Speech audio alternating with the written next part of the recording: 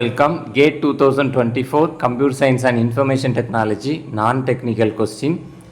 Question ரொம்ப simple. அதாவது இந்த மாதிரிலாம் கொஸ்டின் கேட்டாங்க அப்படின்னா நீங்கள் நான் டெக்னிக்கலில் 15 மார்க்ஸ் வித்தவுட் எனி ப்ரிப்பரேஷன் வாங்கிடலாம். அதாவது டோட்டல் 100ல் 15 மார்க்ஸ் உங்களுக்கு நான் டெக்னிக்கல்லேருந்து கேட்பான். ஸோ இந்த 15 மார்க்ஸ் வித்தவுட் எனி ப்ரிப்பரேஷனே நீங்கள் வாங்கிடலாம் இந்த மாதிரி கொஸ்டின் கேட்டாங்க அப்படின்னா. ஸோ இப்போ கொஸ்டின் என்னென்னு பாருங்கள். ஸோ ஒரு சிம்பிள் பஸ்ஸில் தான். ஸோ இந்த மாதிரி நம்பர்ஸ் கொடுத்துருக்காங்க.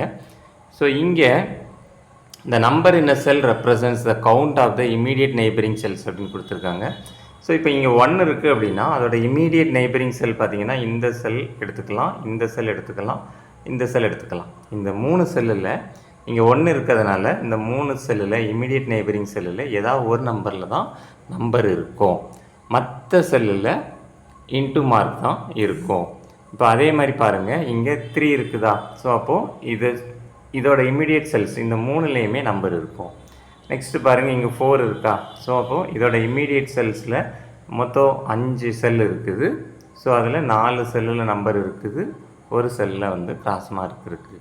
ஸோ அதே மாதிரி இன்னொரு நம்பரு இங்கே 5 எடுத்துக்கிட்டிங்க அப்படின்னா இதோட இமீடியட் செல்ஸ் பாருங்கள், டோட்டலாக 8 செல்ஸ் இருக்குது. ஸோ இந்த 8ல் 5 செல்ஸில் வந்து நம்பர்ஸ் இருக்குது, 3 செல்ஸில் வந்து கிராஸ் மார்க் இருக்குது. ஸோ அப்போ நம்பர் என்னவோ அதை சுற்றி இருக்கக்கூடிய நெய்பரிங் செல்ஸில் ஸோ அவ்வளோ நம்பர் ஆஃப் நம்பர்ஸ் இருக்கும், மற்ற செல்ஸில் வந்து கிராஸ் மார்க் இருக்கும். ஸோ அப்படி இருந்துச்சு அப்படின்னா இந்த அதே ரூலில் இந்த 4 செல்லையும் வந்து நீங்கள் ஃபில் பண்ணணும். So after filling this 4 cells இதில் ஒரு 4 நம்பர் கிடைக்குமா? ஸோ அந்த நம்பரோட சம் தான் கேட்டிருக்காங்க. ஸோ இந்த 4 நம்பரை ஃபில் பண்ணதுக்கப்புறம் அதில் அந்த சம் ஆஃப் த 4 நம்பர்ஸ் அதுதான் வந்து உங்ககிட்ட கேட்டிருக்காங்க. ஸோ இப்போ ஃபில் பண்ணலாம். பாருங்கள், இங்கே 3 இருக்கிறதுனால ஸோ இங்கே இந்த நெய்பர்ஸ் ஆஃப் 3ல் இந்த ஒரு இடத்துல தான் நம்பர் இருக்குது. ஸோ அப்போ கண்டிப்பாக உங்களுக்கு இந்த செல்லுலேயும் இந்த செல்லுலேயும் நம்பர் வந்தே ஆகணும். நெக்ஸ்ட்டு பாருங்கள், இங்கே 6 இருக்குது. ஸோ இந்த 6ஓட நெய்பரிங் செல்ஸில் இங்கே 3 செல்லில் நம்பர் இருக்குது. ஸோ அப்போ கண்டிப்பாக இந்த 3 செல்லுலேயும் நம்பர் வந்தே ஆகணும். ஸோ அப்போது எனிகோ டோட்டலாக இந்த 4 செல்லுலேயுமே நம்பர் வரணும், எக்ஸ் கிடையாது அப்படிங்கிறது தெரிஞ்சிருச்சு. ஓகே, 4 செல்லே நம்பர் வந்தால் எப்படி வரலாம் அப்படின்னு பாருங்கள். இப்போ இங்கே 3 இருக்கிறதுனால இங்கே ஒரு செல்லில் நம்பர் இருக்குது, இப்போ இங்கேயும் 2 செல்லையும் நம்பர் இருக்கணும்.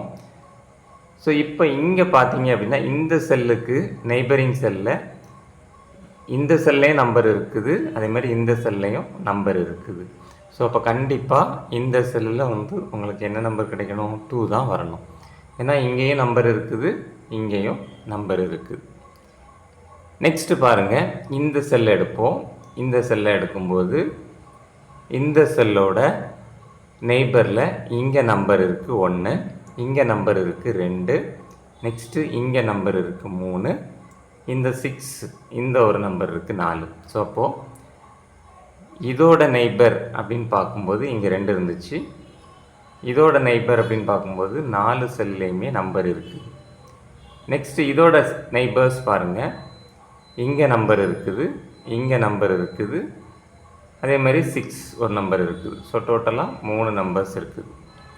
அதே மாதிரி இந்த செல்லோட நெய்பர்ஸ் பாருங்கள், மொத்தம் 3 செல் நெய்பர் வரும், அதில் ஒரு எக்ஸ் இருக்குது. ஸோ ரிமைனிங் 2 செல்லில் நம்பர் இருக்குது. ஸோ அப்போ இங்கே வந்து உங்களுக்கு என்ன கிடைக்கும்? 2 செல்லில் வந்து நம்பர் இருக்குது. ஸோ அவ்வளோதான். ஸோ அப்போது இந்த பாட்டம் செல்லில் என்னென்ன நம்பர்லாம் இருக்கும் பார்த்தீங்கன்னா 2, 4, 3, 2. ஸோ இப்போ இதோட சம் பார்க்கும்போது டோட்டலாக என்ன கிடைக்குது? 2 + 4 6, 6 + 3 9, 9 + 2 11. ஸோ 11 தான் உங்களுக்கு ஆன்சராக கிடைக்குது. So answer A11.